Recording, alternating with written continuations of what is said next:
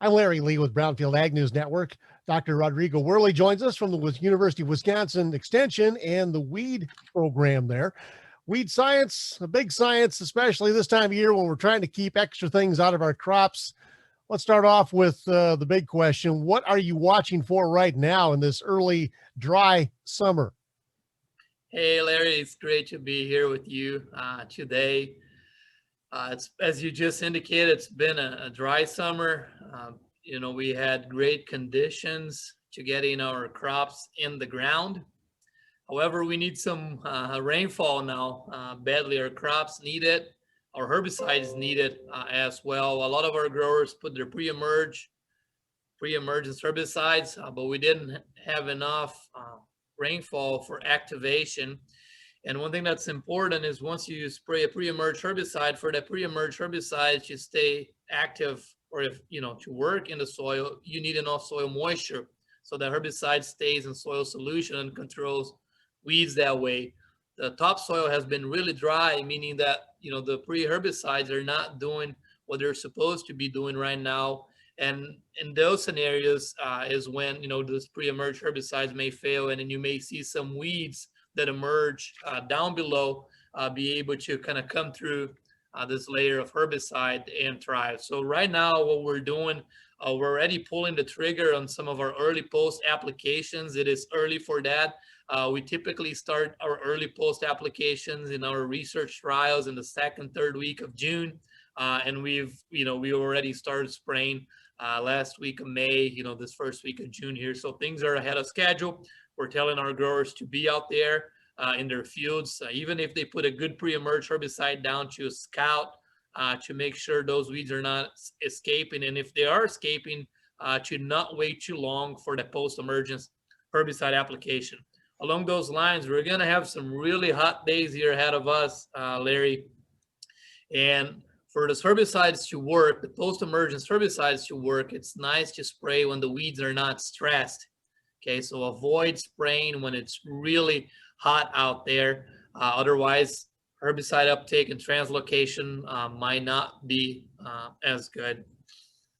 With the dry weather so far and the need to go out early on the post-emergence herbicides, sounds like the weeds are winning right now.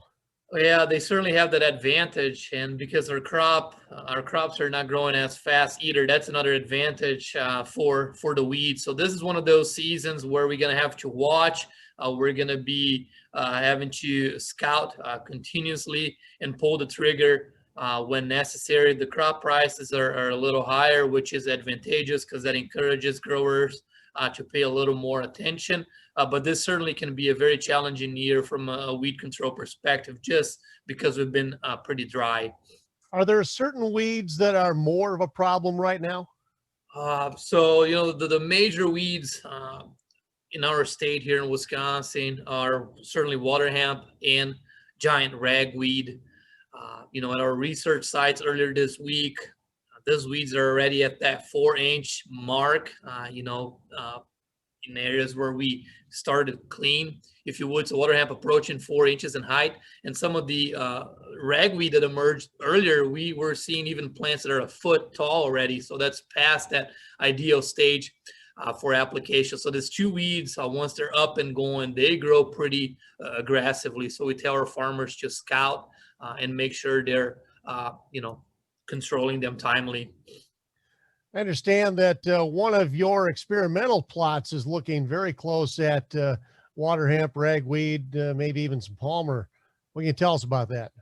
Yeah, so we have various research locations across southern Wisconsin. We have a Rock County farm. That's where we do our giant ragweed work. And I think, we should talk a little bit here about our upcoming field day. We do water hemp work down at Brooklyn by the O'Brien's farms, and also at Lancaster Ag Research Station. At these two locations, we have pretty good water hemp pressure. And then we, at Arlington Ag Research Station, we do research with a highly variable weed community. So we have, all the weeds that our growers are struggling with well represented at our research locations. If I understand right, one of those research sites down at Janesville, you've got an upcoming field day less than a week away. That is correct, Larry. So on June 11th, from 10 a.m. to noon, we're excited to open the doors again after a long year, after a full year not being able to have in-person events. We're really, really excited about this.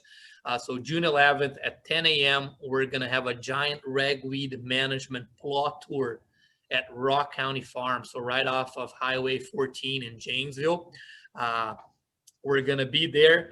We have several research trials comparing pre and post-emergence herbicides, and also some cover crop trials looking at giant ragweed control. So this is going to be the first plot tour here. We intend to have a couple more plot tours later this summer, but this will be the first one. So we're really excited to welcome our clientele to come join us, take a look at what we're seeing our plots, and hopefully what they learned from the plot tour, they can bring them back to their operations and assist with their decisions.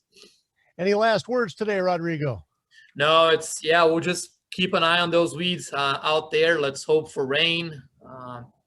Adjust accordingly, avoid spraying post-emergence herbicides if the weeds are stressed, because those herbicides don't work quite well. Stay tuned for upcoming field days, plot tours, and I invite folks to check our blog, whiskweeds.info. This is where we always post the latest work that we're up to.